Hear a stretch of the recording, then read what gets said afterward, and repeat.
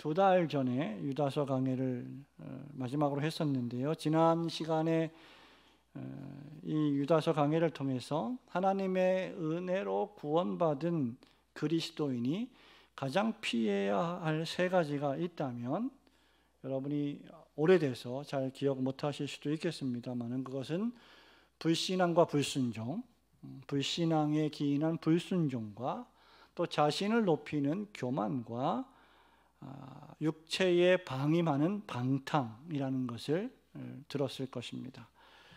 유다는 구약의 역사 속에서 벌어진 이 3가지 사건을 예로 들면서 7절에 보면 그것들이 우리의 거울이 되었다 이렇게 말하고 있습니다. 그들이 영원한 불의 형벌을 받음으로 거울이 되었노나 이렇게 기록을 하고 있죠. 거울이라는 것은 여러분 잘 아시는 것처럼 자기 자신을 비추는 것이며 또 이 말씀을 우리가 이해하게 될 때 거울의 의미는 반성하는 것이다라고 우리가 생각할 수 있겠습니다. 그래서 우리는 구약 성경과 신약 성경에 기록된 역사적 사건들 또 그 역사의 그 기록들, 역사의 거울들을 보고 이스라엘 백성들이 원망하고 불평하며 불순종하다가 멸망과 형벌에 빠졌던 것처럼 신약의 교인들도 동일한 멸망과 형벌에 빠지지 않도록 우리에게 거울을 보여주는 것이 유다의 소망이었을 것입니다. 유다는 특별히 4절에 보니까 가만히 들어온 몇 사람이 있다라고 말을 했습니다.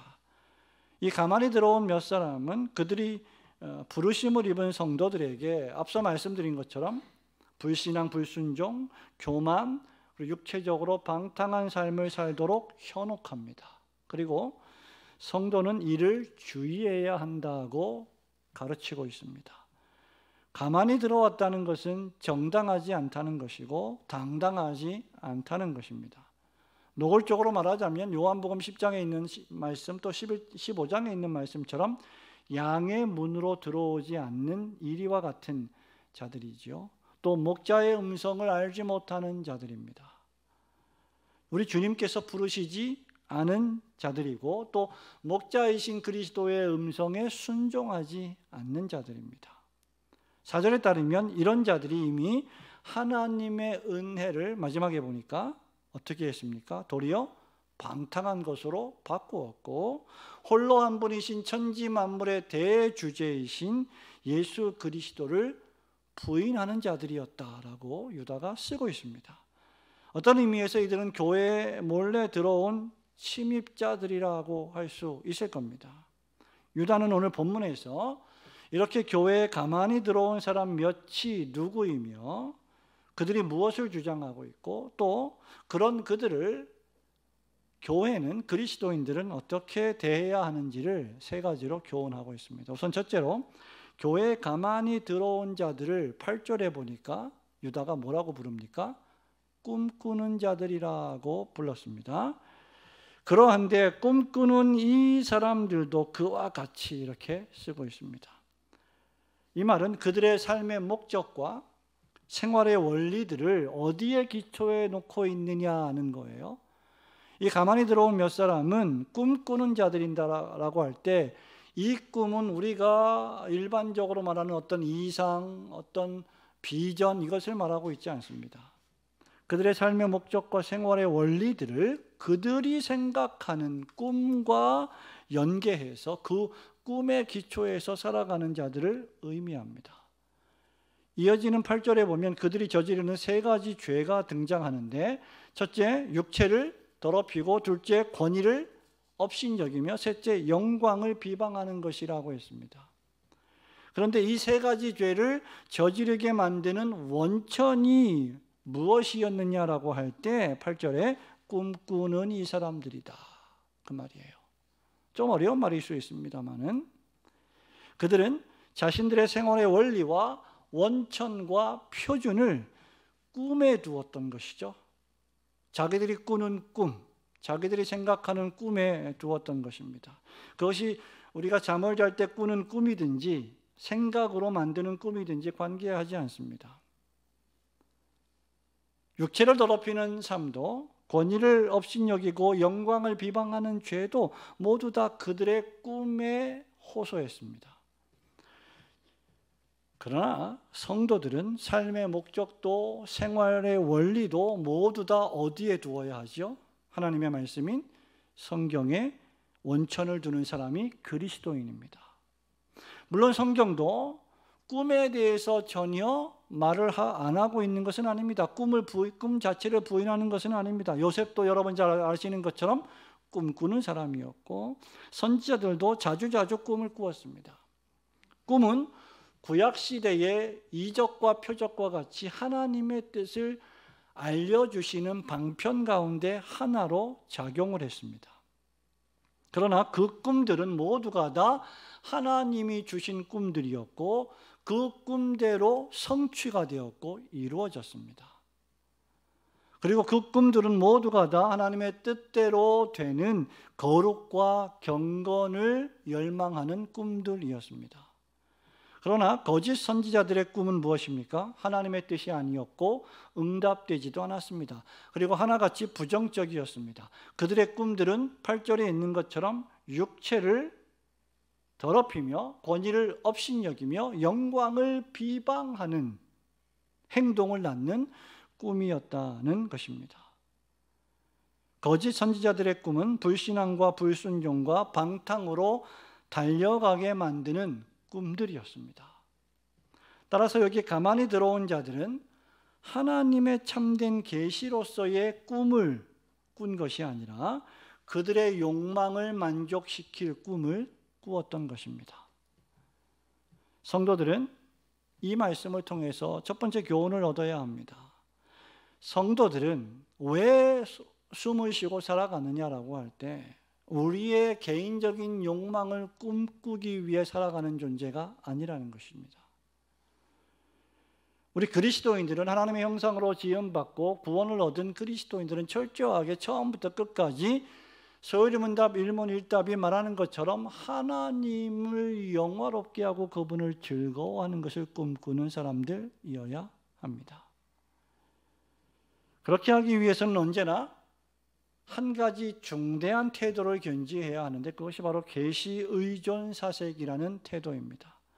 하나님의 계시의 말씀인 구약과 신약 성경으로 완성되었고 기록되었고 종결되었던, 그래서 더 이상 과거의 방식대로 기적이나 이적이나 표적이나 꿈이나 환상이나 그런 것들로 하나님의 말씀이 계시되는 것이 아니라 기록된 하나님의 말씀으로 하나님의 뜻이 알려지는 그 계시, 즉 성경을 의존하고 성경을 묵상하고 사색하는 그 삶을 살아가는 것이 바로 성도의 삶입니다.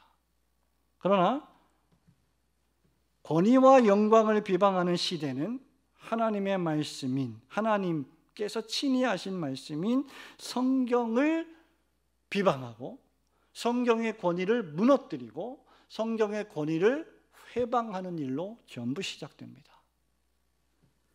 만일 우리가 신자이면서 하나님의 계시의 말씀인 성경이 아니라 자신의 개인적인 욕망이나 꿈이나 자신의 개인적인 생각이나 비전이나 야망이나 이 세상이 주창하고 있는 사상의 기초에서 생각하고 말하고 행동한다면, 그리고 그러한 교회를 건설하려고 한다면 그건 역시 여기 꿈꾸는 자들과 별로 다를 바가 없을 것입니다.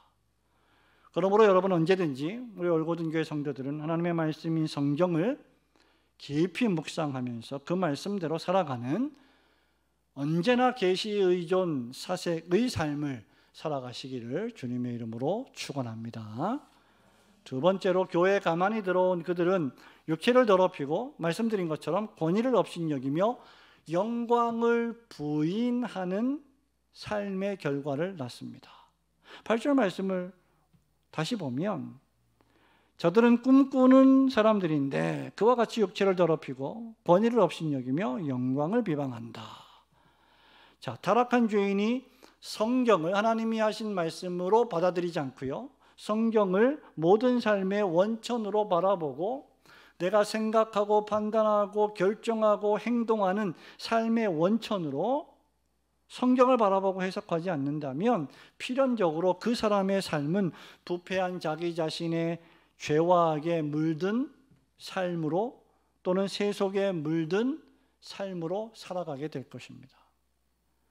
유다는 그런 사람의 특징을 세 가지로 묘사하고 있죠. 육체를 더럽힌다는 것은 신성한 것은 우리 영혼이지 육체는 거룩한 것이 아니다. 육체는 신성한 것이 아니다. 그러므로 육체로 우리가 방탕한 삶을 산다고 해도 그것은 죄를 짓는 것이 아니라고 생각하는 것입니다.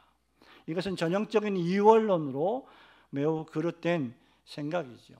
창세기 2장에서 하나님께서 사람을 지으실 때 흙으로 그 몸을 빚으시고 그 코에 생기를 불어 넣으시니 곧 생명이 되었다라고 했고, 하나님 보시기에 매우 좋고 아름다웠다고 했습니다. 하나님은 우리의 영혼뿐만 아니라 처음 사람을 만드실 때 우리의 육체까지도 아름답고 선하고 거룩하고 경건하게 만드셨습니다. 그러므로 사람의 육체는, 여러분의 육체는 영혼만큼이나 거룩하고 좋은 것입니다. 그러므로 이 육체를 방탕에 더럽히는 것은 하나님이 처음 사람을 만드실 때 목적하신 바가 아닙니다. 지금 온 세상 사람들이 육체를 방임하여 방탕으로 다름질치게 되었는데 한 사람도 빠지지 않고 모든 인류가 그렇게 육체를 더럽히며 살아가고 있는데, 그렇게 된 것은 아담과 하와가 하나님의 계명의 말씀에 불순종하고 타락한 죄의 결과입니다. 죄인이 범죄하고 나서 이 세상에 들어온 죄악으로 인하여 사람은 방탕으로 다름질하며 자신의 영혼과 육체를 망가뜨립니다. 사랑하는 성도 여러분, 오늘날 세상 문화가 얼마나 타락하고 부패하고 선정적이고 오염되어서 우리의 영혼과 우리의 육체를 더럽히는지 우리 주변의 방송 매체를 통하여 우리는 너무나도 쉽게 찾아볼 수 있습니다. 그러나 그리스도인들은 이런 타락한 사회 속에서 거룩하고 경건하게 살도록 부르심을 받았으며, 마태복음 5장에 따르면 세상을 비추이는 빛으로 세상의 부패를 억제시키는 소금으로 살아갈 것을 명령받았습니다. 바로 이런 이유 때문에 교회에 가만히 들어온, 교회 밖에 있는 사람들뿐만 아니라 교회에 가만히 들어온 침입자들 역시 권위를 업신여기고 영광을 비방하는 것입니다. 왜냐하면 그렇게 해야만 자기 자신들이 하는 행위들이 합리화되기 때문입니다. 권위라는 것이 무엇입니까? 하나님께서 세워주신 질서입니다. 예를 들면 목회자가 하나님의 말씀인 설교를 통하여 성도들이 하나님의 말씀대로 거룩하고 경건하게 살아가도록 책망합니다. 그러나 이 세상의 문화는 그러한 권위를 싫어합니다. 미워합니다. 지금 유다서가 말하고 있는 것이 바로 그런 내용입니다.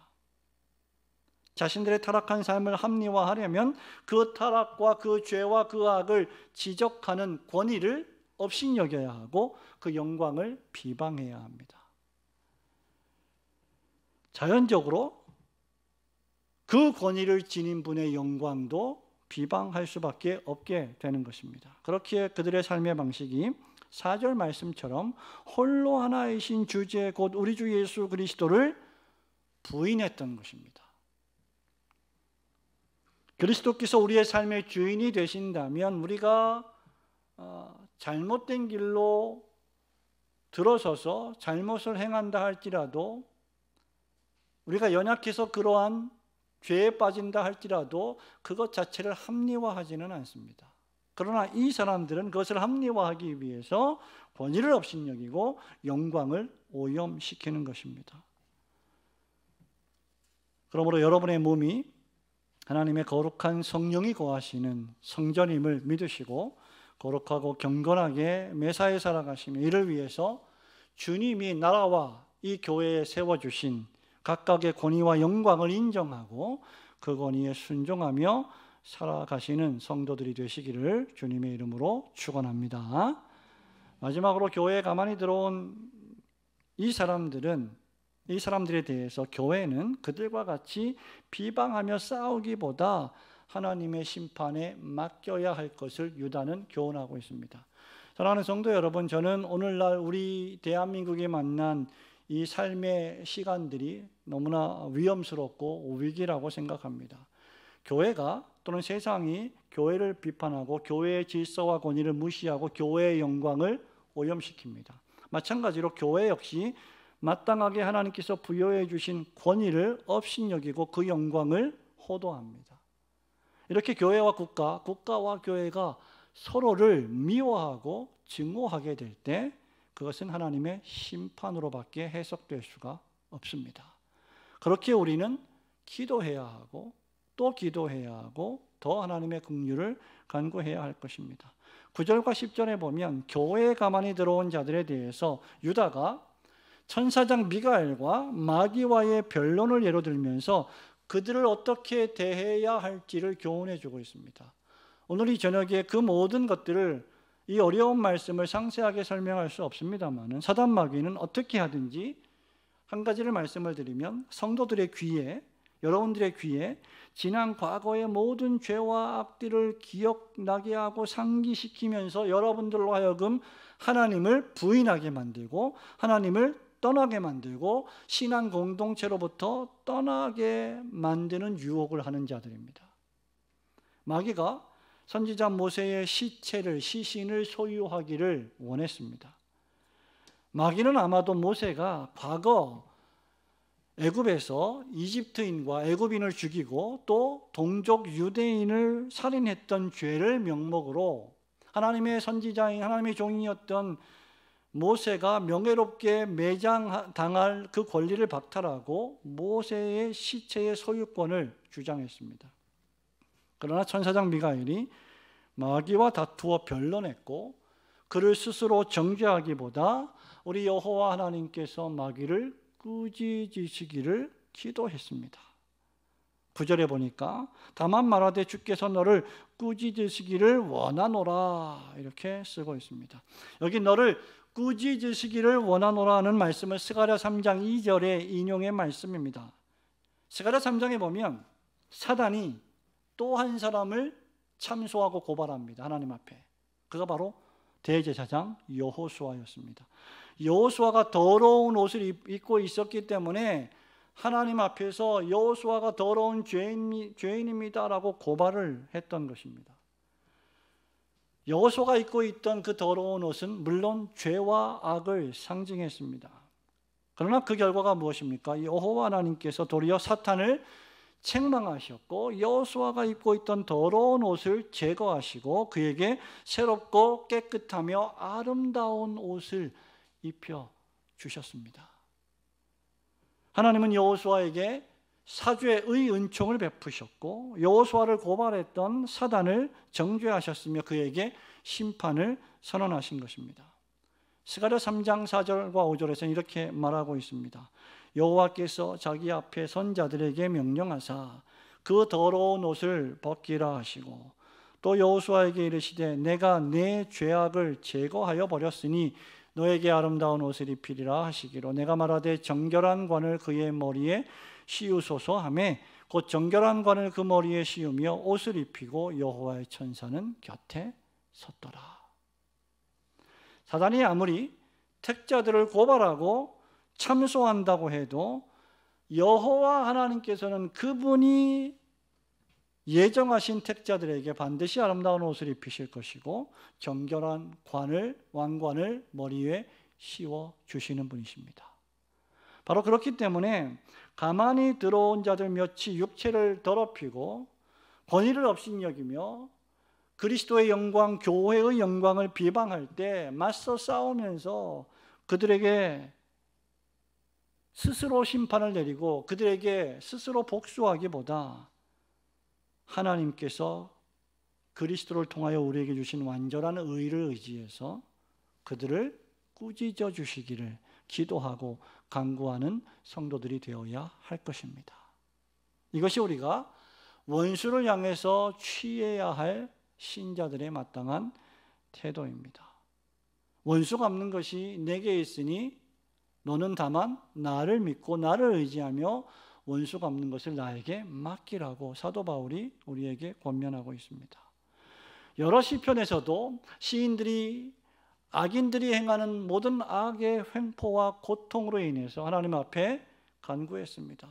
우리를 위하여 신원하여 주시기를, 보복하여 주시기를 어느 때까지 하시겠나이까? 라고 기도했습니다. 우리가 그렇게 기도할 수 있지만 우리 스스로 심판을 행하고 우리 스스로 정죄를 하며 우리 스스로 보복을 할 필요는 없습니다. 왜냐하면 하나님께서 모든 것을 다 보고 계시고 마땅히 정죄하시고 책망하시고 심판하실 것이기 때문입니다. 사랑하는 성도 여러분, 말씀을 맺습니다. 오늘날 우리 시대는 사단이, 공중 권세 잡은 사단이 이 세상 문화를 사용하여 우리들에게, 또 세상 사람들에게 육체를 더럽힐 것을 선동하고 거룩과 경건을 추구할 것을 막으며 그리스도께서 참된 교회에 주신 권위를 하찮은 것으로 업신여기며 그 영광을 비방하는 시대입니다. 오늘날 누가 여러분 대통령을 존중합니까? 오늘날 누가 대통령을 존경합니까?